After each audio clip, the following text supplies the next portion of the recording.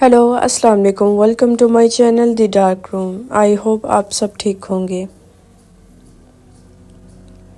कुछ कहानियाँ झूठ नहीं होती, बस लोग इन पर यकीन करने से डरते हैं।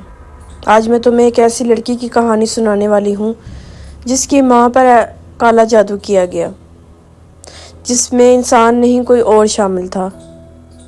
वो साया जो दरवाज़ों से नहीं दीवारों से गुजरता था। तो अगर तुम अकेले हो, लाइट बंद है, तो सोच लो ये कहानी तुम्हारे लिए है या नहीं। चलिए देर नहीं करते, आज की अपनी स्टोरी स्टार्ट करते हैं। मेरा नाम हानिया है। मैं 19 साल की हूँ। हम लाहौर के मज़फ़्फ़रात में एक पुराने से घर में रहते हैं। छत की टूटती ईंटें, पुराने दरवाजे और सर्दियों में रोती हुई सी गूंज।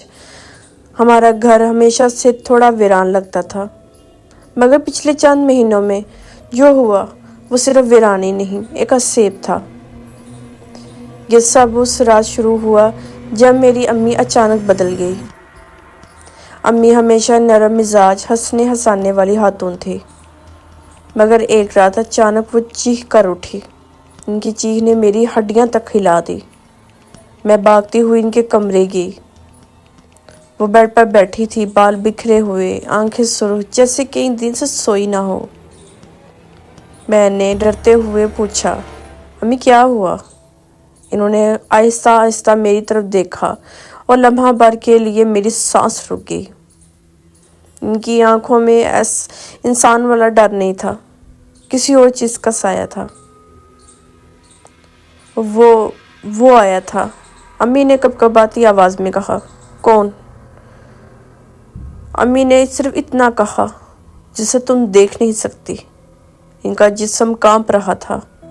मैंने फ़ौरन इन्हें गले लगा लिया, मगर उस लम्हे मुझे पहली बार महसूस हुआ अम्मी के जिस्म पर एक अजीब सी ठंडक थी, बर्फ़ जैसी, गैर इंसानी। अगले दिन अम्मी सो नहीं पाई, कुछ खाया नहीं, बस चुपचाप खिड़की के पास बैठकर बाहर तकती रहती, जैसे कोई इनका नाम लेकर बुला रहा है। रात होती तो वो बेचैन हो जाती, घर के कोनों में घूमती, खिड़कियों के दरवाज़ों में झांकती और बार बार दरवाजे के पीछे खड़ी होकर कहती, वो आया तो नहीं अभी। इनकी ये हालत देखकर मैंने हालों को फ़ोन किया।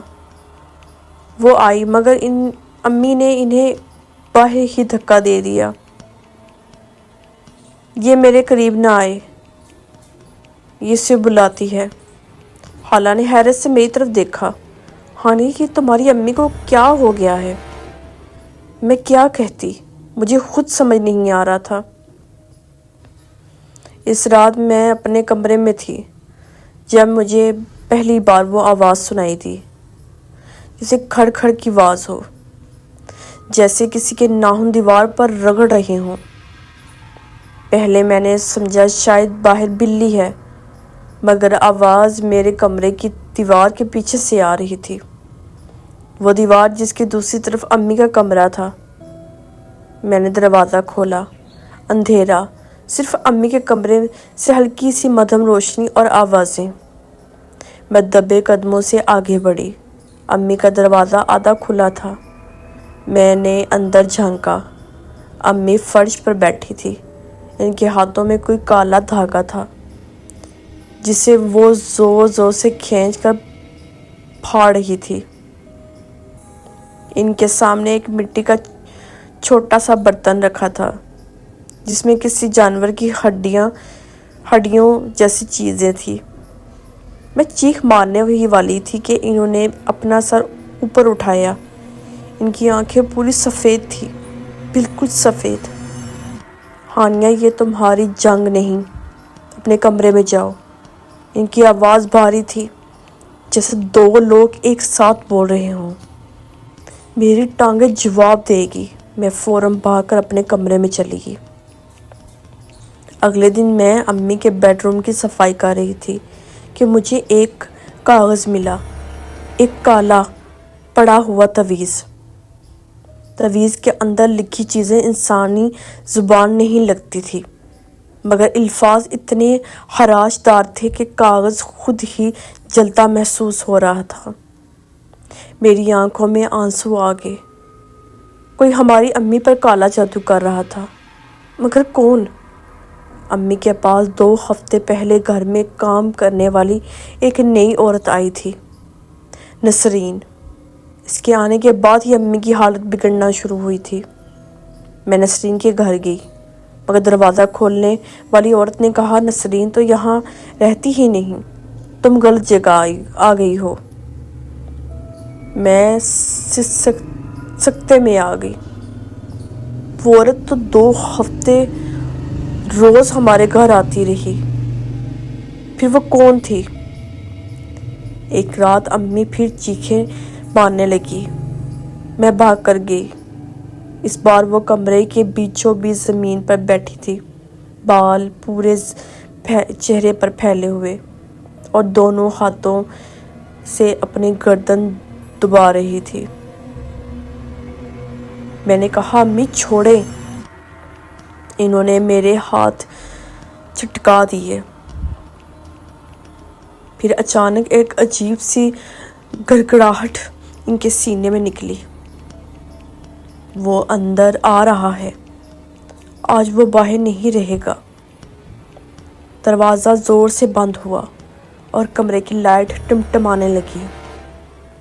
پھر مجھے پہلی بار وہ سایہ دکھائی دیا، امی کے پیچھے دیوار پر، ایک دبلا پتلا لمبا سا سایہ جس کی گردن عام انسان سے دگنی لمبی تھی، اور اس کے ہاتھوں میں انگلیوں کی جگہ جیسے نوکیلے کانٹے تھے۔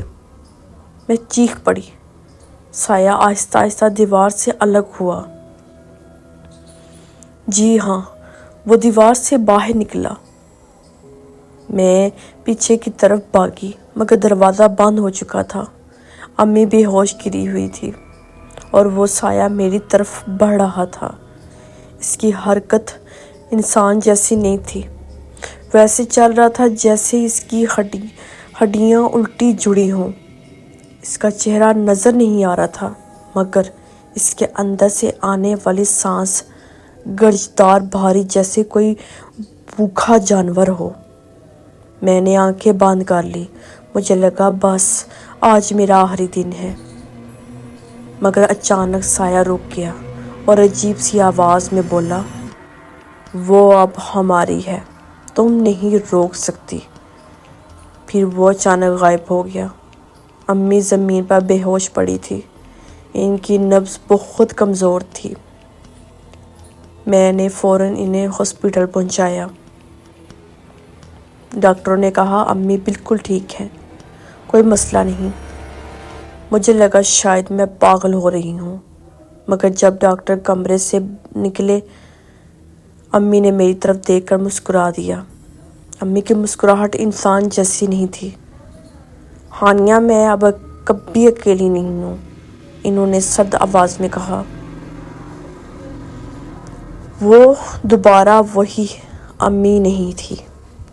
میں نے آخرکار ایک عالم سے رابطہ کیا جن کا نام بابا سلیم تھا۔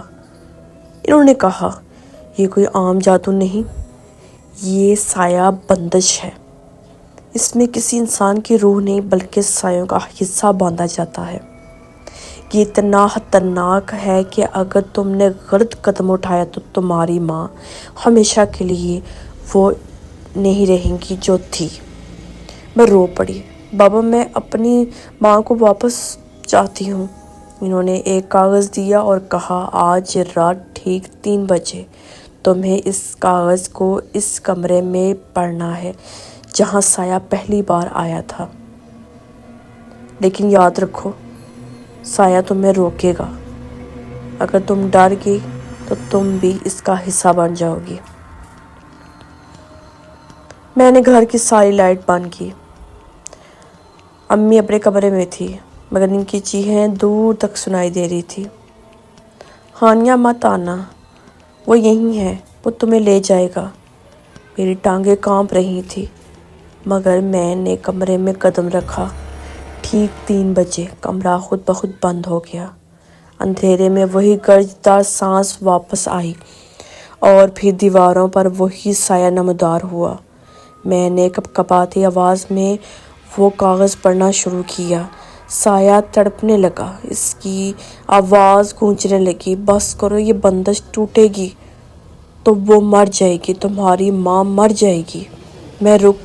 میں رکی نہیں۔ سایہ چیختا گیا، امی چیختی گئی، پورا گھر ہلنے لگا۔ آخری الفاظ پڑھتے ہی ایک زبردست دھماکہ ہوا اور میں بے ہوش ہو گئی۔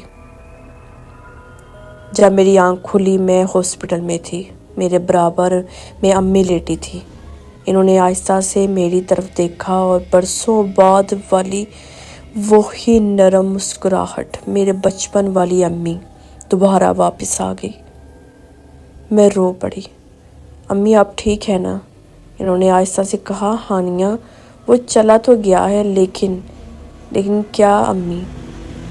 امی نے آہستہ سے اپنے ہاتھوں کی پشت دکھائی۔ ان کے ہاتھوں پر جلنے کا ایک کالا نشان تھا، بالکل اسی سائے کی شکل میں۔ وہ کہہ کر گیا ہے، وہ واپس آئے گا، امی نے دھیمی آواز میں کہا، اور اگلی بار وہ مجھے نہیں تمہیں چاہے گا۔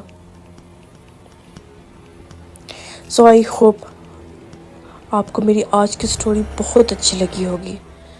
سو اگر میری آپ کو سٹوری اچھی لگی ہو تو پلیز پلیز پلیز میرے چینل کو سبسکرائب کریں اور میری ویڈیو اپنے دوستوں سے شیئر کریں، کیونکہ مجھے آپ لوگوں کی سپورٹ کی بہت زیادہ ضرورت ہے۔